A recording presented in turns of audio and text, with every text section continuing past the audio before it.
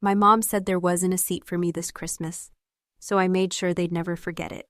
So last Christmas, my mom told me there wasn't a seat for me at the table. Not metaphorically, literally. She looked right at me and said, "We're keeping it small this year, just immediate family." And for the first time in my 31 years, I realized I was neither. I'm Maya. I work as a software engineer in Minneapolis. The kind of job that makes your relatives think you're secretly rich. I'm not. But in my family, I was the one who made it out. So apparently that meant I owed them everything. I used to send money every month, rent for my parents, car payment for my little sister, grocery cards, Netflix, Amazon, you name it. It wasn't a burden, it felt like love, until that night. I drove 6 hours back to my hometown in Wisconsin, trunk full of gifts and one homemade apple pie. I'd even wrapped presents in gold paper like my mom loved. I parked outside the old house, snow falling in fat, lazy flakes, and for a second, it felt like childhood again. The porch light, the smell of pine, the faint sound of Mariah Carey from inside. I told myself, this is home. I was wrong. When I opened the door, warmth hit me. Cinnamon, music, chatter, but so did silence. That kind of silence where everyone stops mid-laugh because the wrong person just walked in. My sister Claire stood by the tree, her engagement ring catching the light. Her fiancé, Dylan, gave me the kind of polite nod people give to coworkers they barely tolerate. My mom looked up from the table setting, paused, then smiled too tightly. "Oh, Maya, you're early." The table was set for 6. Mom, Dad, Claire, Dylan, Aunt Linda, and Uncle Ron. I counted twice. There used to be 7. "Should I grab another chair?" I asked, already halfway to the hallway closet. Mom didn't even look up. "Oh, no need, honey. We're doing a smaller dinner this year. Just immediate family." Her tone was soft, factual, like she was talking about the weather. Something in my chest tightened. Immediate family. I wanted to ask which part I stopped being, but the words stuck. Instead, I looked at the table again. 6 perfect plates, 6 folded napkins, 1 empty space that didn't belong to me anymore. Claire shifted awkwardly. "Maya, I didn't know this wasn't my idea." Of course it wasn't, but she didn't move either. No one did. The only sound was the clink of cutlery as Mom set another plate for Dylan. That was the moment it clicked. I hadn't lost my seat by accident. It had been reassigned. I laughed. Small, sharp, the kind that sounds too loud in a warm room. "Got it," I said. "Immediate family only." Mom's eyes flickered. "You understand." I did, just not the way she thought. I picked up my gifts, balancing them awkwardly in my arms, and said, "Merry Christmas, everyone." Nobody stopped me, not even Dad, who just stared at his wine like it was more interesting than me. When I stepped back outside, the snow hit my face like static. Behind me, the laughter started up again. Quieter, guilty maybe, but still there. I remember thinking, if love had a temperature, this one finally froze. In the car, I just sat there, hands on the steering wheel, headlights glowing against falling snow. My breath fogged the glass. Inside the trunk were things I'd bought with half my paycheck. A leather wallet for Dad, new running shoes for Claire, a blender Mom had wanted for months. I stared at the pie on the passenger seat, perfectly golden, cooling in silence. I had nowhere to bring it now. I don't know how long I sat there before driving away. The wipers ticked in rhythm, steady like a metronome marking the end of something. I wasn't angry, not yet. Just hollow, like a room after everyone's left. Still warm, but useless. When I got back to my apartment, the heat was off, and the air smelled faintly of pine from the candle I'd forgotten to blow out. I set the pie on the counter and just stood there, coat still on, boots melting snow onto the tile. For the first time, the quiet didn't feel lonely. It felt honest. No fake laughter, no expectations, just me and the hum of the fridge. That night, I opened my laptop. My cursor hovered over my banking app. For years, I'd been sending automatic transfers. $500 to Mom and Dad, $200 to Claire. I clicked pause, then cancel. Then went down the list. Hulu, Netflix, Amazon Prime, all under my name, all feeding a home that no longer had a seat for me. Each click sounded like a door closing softly. At midnight, my phone buzzed. It was Dylan, oddly enough, sending a group photo. Everyone around the table, wine glasses raised. Claire was glowing. My spot was filled by Dylan's aunt. He'd added a caption, "Perfect night." I stared at it for a long time, then turned my phone face down. "Perfect," I whispered. And for the first time, I meant it differently. The next morning, I woke up to 57 unread messages, all from my mom, my sister, and one from my dad that just said, "Call your mother." That's how it always started, me fixing something I didn't even break. I made coffee instead. It tasted like freedom and burnt bitterness, which, honestly, was fitting. The texts were exactly what you'd expect from people who only call you when they need something. "Maya, your father's card got declined. You're being dramatic. You're punishing us for no reason. Claire's car payment is due. Don't be cruel." I read every word like it was an old script I'd already memorized. Same guilt, same manipulation, same ending, me saying okay, except this time I didn't. Around noon, someone started knocking on my door. Not a polite knock. A "we know you're in there" kind of knock. I almost laughed. They'd driven 3 hours in a snowstorm, not to apologize, but to interrogate their ATM. I opened the door just enough to see them. Mom's face was flushed, not from cold, but from anger. Claire stood behind her, holding a Starbucks cup like it was a shield. "What did you do?" Mom demanded. "I made coffee," I said. "Don't get smart with me, Maya. Why didn't the money go through? My grocery card got declined. Your father's prescription is on hold. And Claire can't make her car payment," I finished for her. "Yeah, I got the group chat." Her jaw tightened. "You're overreacting. We weren't excluding you. It was just a smaller dinner." I nodded slowly. "Smaller, right? Just 6 people and a roast big enough to feed a football team." Claire tried to step in, her voice soft like she was the peacekeeper. "Maya, please, it wasn't meant like that." I looked right at her. "Then how was it meant?" She opened her mouth, then closed it again. Mom jumped in before the silence could expose too much. "You know exactly what we mean," she said sharply. "You have no husband, no kids, and you make good money. It's your responsibility to help this family while your sister is starting her life." I swear I felt something inside me click, like a lock snapping shut. I stared at her, calm, steady, and said, "So that's what I am? A placeholder for the people who do have families?" Mom's eyes narrowed. "Don't twist my words." "I'm not twisting anything. You said them perfectly straight." The thing about my mom is she's always been good at turning selfishness into sacrifice. If she needed money, it was for the family. If I asked for space, it was ungrateful. She could turn guilt into a religion, and for years, I'd been the most faithful believer. Claire started crying. Of course she did. The same soft tears that used to make me cave when we were kids. I almost felt it work for a second. That tug of obligation. But then I remembered her smiling at that table, sitting in my seat. The image hardened me right back up. "Claire," I said quietly, "do you really think I should keep paying your bills just because you decided to get engaged before you could afford your own car?" She wiped her nose. "You don't have to say it like that. How else should I say it? You borrowed money, promised to pay me back, and then asked for more." "It's not about the money," she snapped, voice cracking. I smiled, that small, bitter kind that doesn't reach your eyes. "Funny, it always is." Mom huffed. "Maya, stop being cruel. We're your family." "No," I said, my tone still even. "You're people I share DNA with. Family doesn't weaponize guilt every time they run out of money." The silence that followed was heavy. I could see it in their faces. Confusion, anger, disbelief that I wasn't folding this time. They didn't know how to handle a version of me that didn't come with an apology attached. Finally, Mom sighed, doing that thing where she tries to sound reasonable. "You're choosing to start a fight during the holidays?" "I'm choosing a boundary," I said. "If you hear it as a fight, that's on you." That line hit her harder than I expected. You could see the flash of panic, not because she was hurt, but because she realized she was losing control. Most people who thrive on taking from you don't actually know what to do once you stop offering. They tried everything after that. Guilt, shame, nostalgia. "We raised you. We sacrificed for you. You're ruining Christmas." I let them talk. I didn't yell, didn't argue, just let their words fall flat against my calm. And when they finally ran out of steam, I said the only thing left to say. "I think you should go. It's a long drive back." Mom muttered something about pride as she grabbed her coat. Claire stood there a second longer, eyes red, trying one last time. "You don't have to be so cold, Maya." I looked at her, really looked. "You called me cold the day I stopped paying for your heat bill, too." Her mouth fell open, and for once she had nothing to say. When the door closed, the apartment felt silent again. But this time, it wasn't empty. It was peaceful, like all the noise had finally been turned off. I poured myself another cup of coffee and sat by the window, watching snow drift across the street.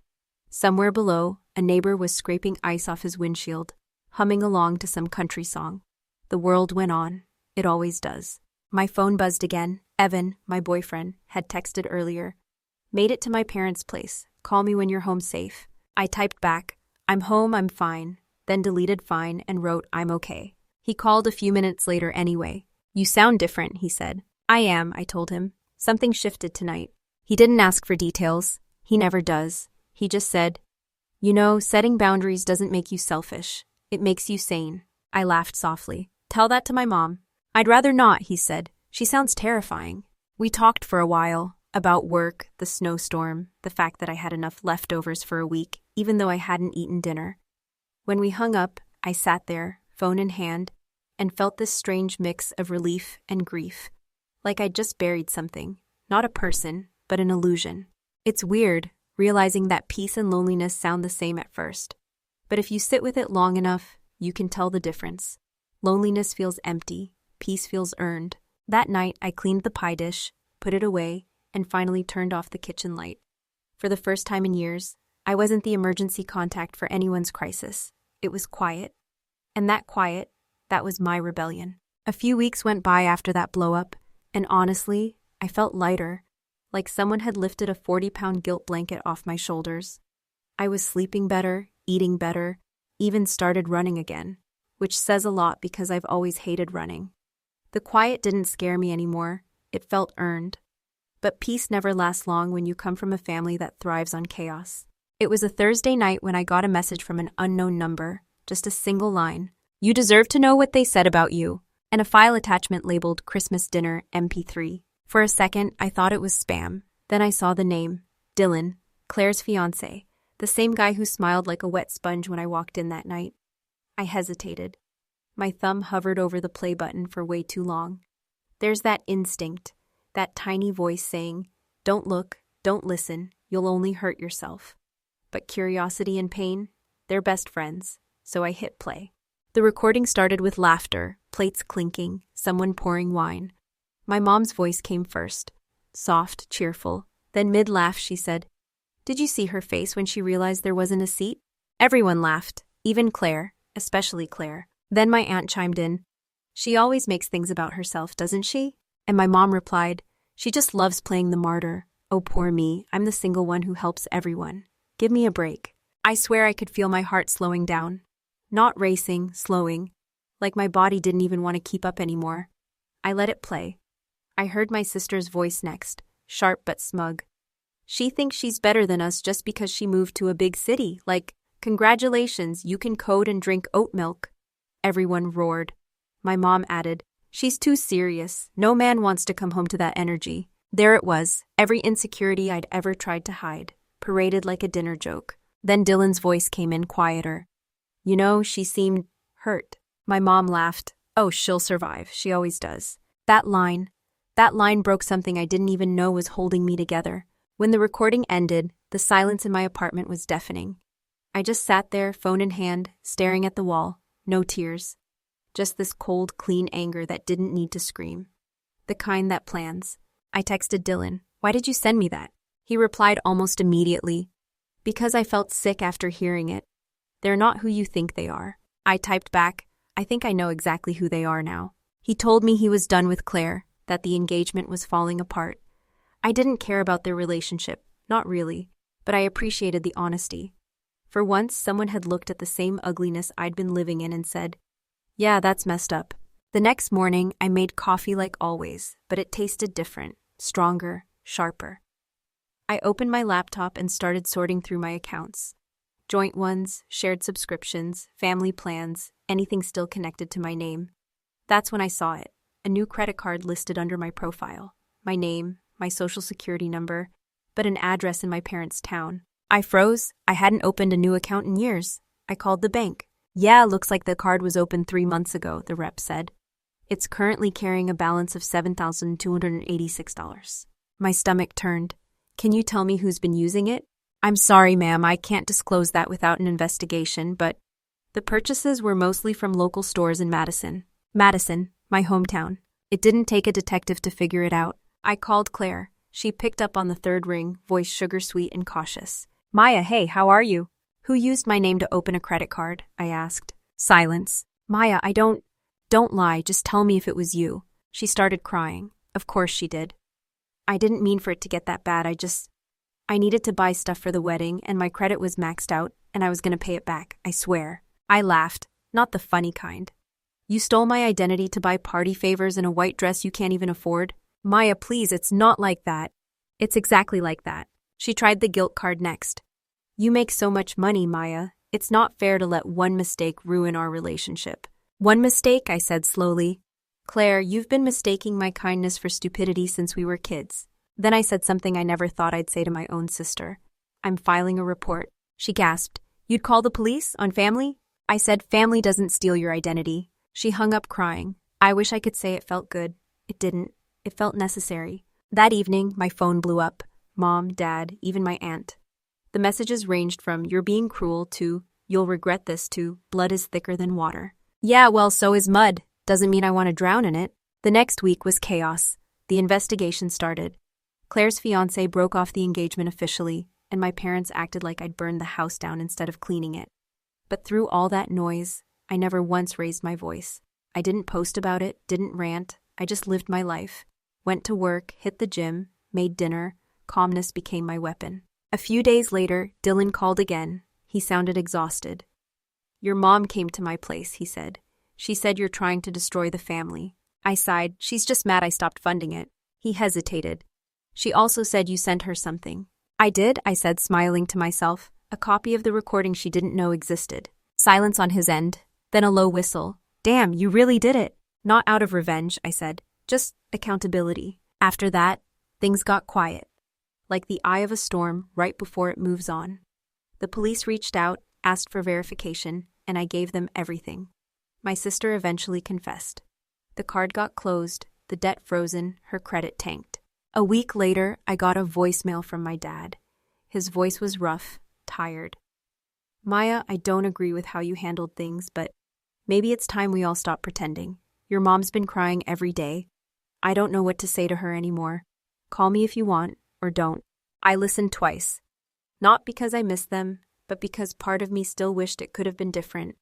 That maybe, in another universe, love didn't come with a bill. That night, I poured myself a glass of wine, sat on my couch, and hit play on the recording one last time. This time, I wasn't sad. I wasn't angry. I was detached. Like I was listening to strangers. And maybe that's what they'd always been. When the clip ended, I deleted it from my phone. Not out of forgiveness, but because I didn't need proof anymore. I had peace. And peace, I've learned, is the loudest kind of revenge. The weeks after everything went down felt strange. Not bad, not good, just weightless. I kept waiting for the guilt to hit, for that familiar ache that usually follows every time I say no to my family. But it didn't come. It was like my nervous system finally realized I wasn't responsible for everyone's happiness anymore. Turns out peace doesn't make noise. It just quietly replaces chaos until one day you wake up and realize you don't miss the storm. Claire's mess went public fast. In a small Wisconsin town, gossip moves faster than the postal service. People love a scandal, especially when it involves a good family. The police didn't press charges once I agreed to settle the debt with proof she'd confessed, but the damage was done. Her credit score tanked, the wedding got canceled, and her fiancé officially moved out. She tried to reach out a few times after, mostly guilt texts like, "You ruined my life," and "We could have fixed this privately." I didn't reply. Some apologies come too late, and some don't come at all. Mom, on the other hand, didn't text me for nearly a month.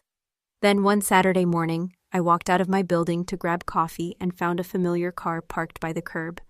She was sitting inside, gripping the steering wheel like it was keeping her from falling apart.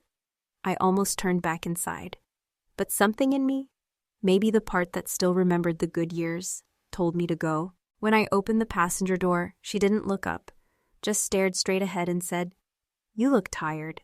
I laughed softly. "I sleep fine these days." She flinched, like the sound hurt her. "I never thought it'd come to this," she whispered. "Neither did I said. But here we are. For a while, neither of us spoke. The car filled with that uncomfortable silence that used to live in our kitchen whenever bills were overdue.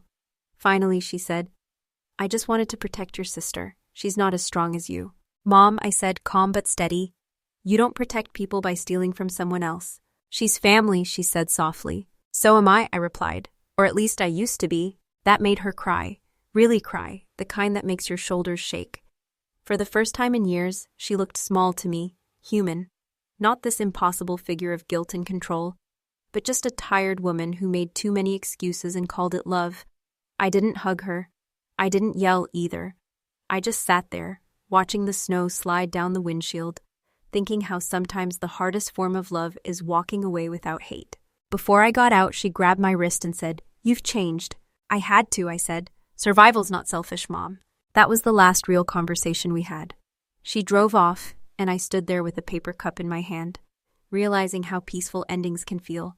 Not cinematic, just necessary. After that, life started to feel different in small ways. I started painting again, something I hadn't done since college. I'd forgotten how colors could fix what words couldn't. My living room slowly turned into a mix of canvases and half-finished projects. Evan came by one night, looked around, and said, "This looks like someone who finally stopped apologizing for existing." He wasn't wrong. Work got better too. My boss noticed the shift in me, how I wasn't constantly volunteering for extra tasks or apologizing for things that weren't my fault. One day, she pulled me aside after a meeting and said, "You've got this quiet confidence lately. Whatever changed, don't lose it." I smiled and told her the truth. I stopped financing people who didn't value me. She laughed, probably thinking I was joking. I wasn't. Then in February, my dad called. I almost didn't pick up, but curiosity won. His voice was low, softer than I remembered. "Your mom's been different. I don't know what to say to her anymore. I think she misses you, but doesn't know how to admit it." "I miss who she used to be," I said. He paused. "We sold the house." That stunned me. That house was everything to them. The symbol of stability, the anchor of every family story. "It was time," he added. "Too many ghosts in there." A few weeks later, a letter arrived in my mailbox, handwritten, from him. Inside was a short note. "Maya, I won't pretend we were right. We leaned on you too much and called it love. Your mother still struggles, but she's trying. I'm proud of you, even if I didn't say it when it mattered. You were never the problem. You were the glue. And sometimes, glue deserves to stop holding broken things together." I must have read that line 10 times. Glue deserves to stop holding broken things together. It was such a simple sentence, but it hit harder than any apology could. A month later, I took a trip back to my hometown. Not for them, for me. I just wanted to see it one last time without the wait. The house was empty, for sale signs still staked in the yard, snow melting into muddy puddles. I didn't go inside. Instead, I walked up to the porch, pulled a small envelope from my coat pocket, and slipped it into the mail slot. Inside was a Christmas card I'd written months earlier but never sent. On the front, a picture of a table set for one. Inside, "Merry Christmas, the debt is paid." As I turned to leave, I noticed the neighbor across the street, Mrs. Henderson, waving from her porch. She used to give us cookies when we were kids. "You've grown into such a strong woman, Maya," she said.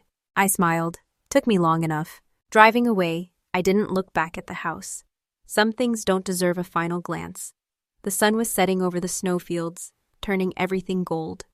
I rolled the windows down even though it was freezing, because for the first time in years, I could breathe, really breathe. When I got home that night, I lit a candle on my kitchen table, the same spot where that pie once sat untouched. The flame flickered, small but steady. I poured myself a glass of wine and whispered to no one.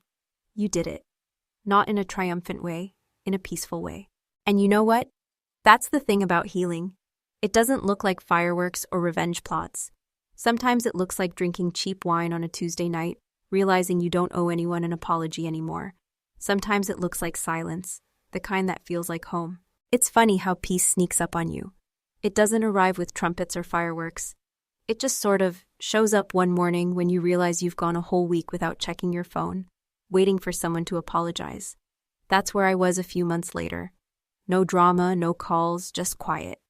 I'd started volunteering at a local community center on weekends, teaching coding to single moms trying to rebuild their lives. One of them told me, "You're so patient," and I almost laughed.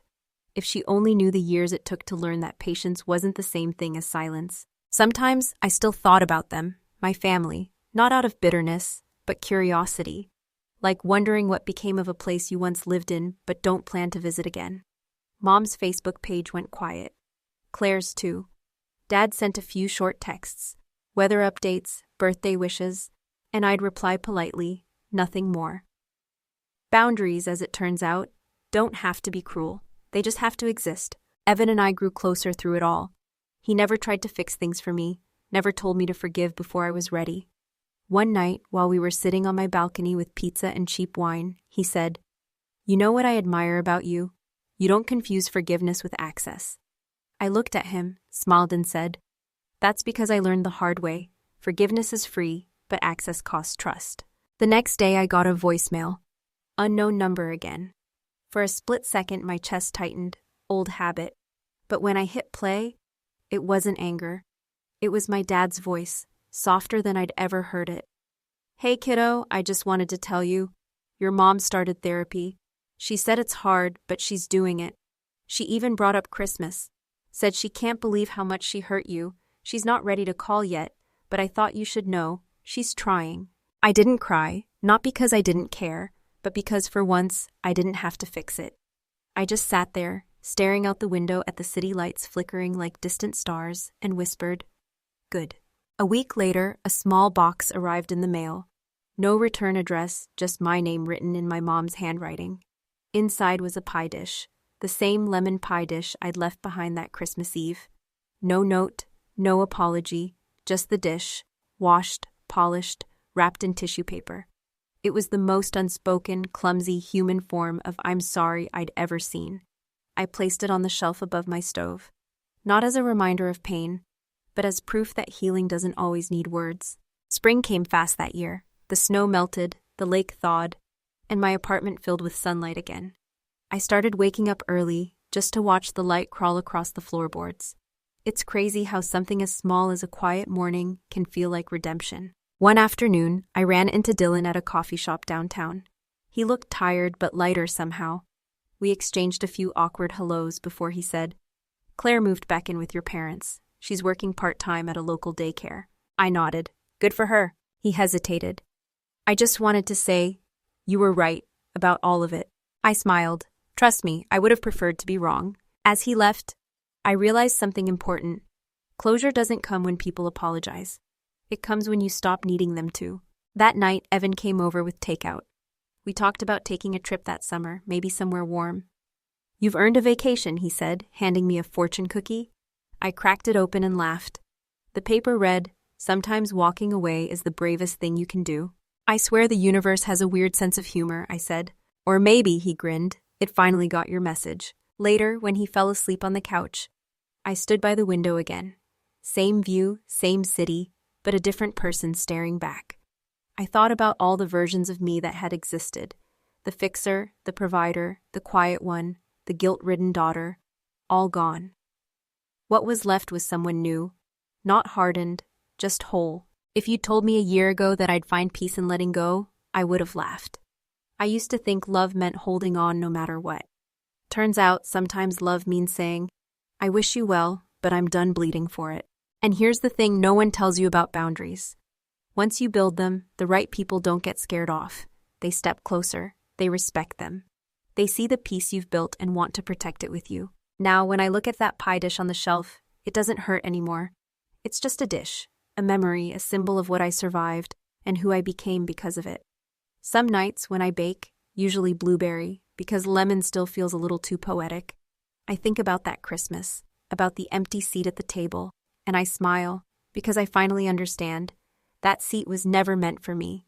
It was meant for the person I was becoming. So yeah, maybe I came home for Christmas and found my seat taken.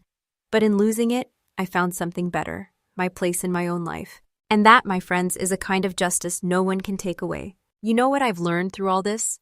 Sometimes the hardest part of growing up isn't forgiving others. It's forgiving yourself for staying too long in places that didn't deserve you. I used to think being the bigger person meant keeping quiet, holding the family together no matter how much it hurt. But silence doesn't heal wounds. It just buries them deeper. And buried things, they rot.